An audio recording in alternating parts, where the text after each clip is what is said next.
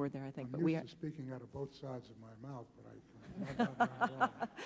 Some of the residual war-related uncertainties have abated further, and financial conditions have turned decidedly more accommodative, supported in part by the Federal Reserve's commitment to foster sustainable growth and to guard against a substantial further disinflation.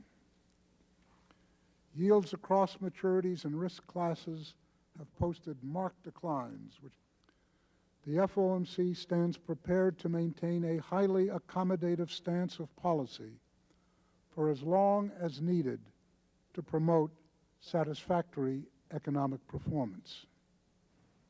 In the judgment of the committee, policy accommodation aimed at raising the growth of output, boosting the utilization of resources, and warding off unwelcome disinflation can be maintained for a considerable period without ultimately stoking inflationary pressures. And we have this problem. We are getting this high unemployment despite, as you note in here, an enormous amount of fiscal stimulus and lowest interest rates in a long time. So this economy is troubled.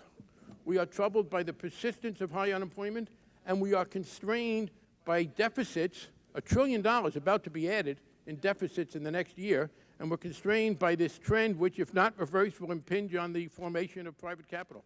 So, furthermore, with the target funds rate at 1%, this is one reason the Federal Open Market Committee has adopted a quite accommodative stance of policy. A very low inflation rate increases the risk that an adverse shock to the economy would be more difficult to counter effectively.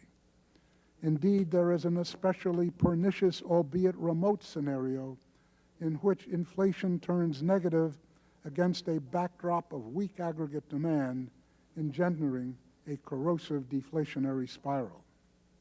This experience is idiosyncratic, but there are important lessons to be learned, and it is incumbent on a central bank to anticipate any contingency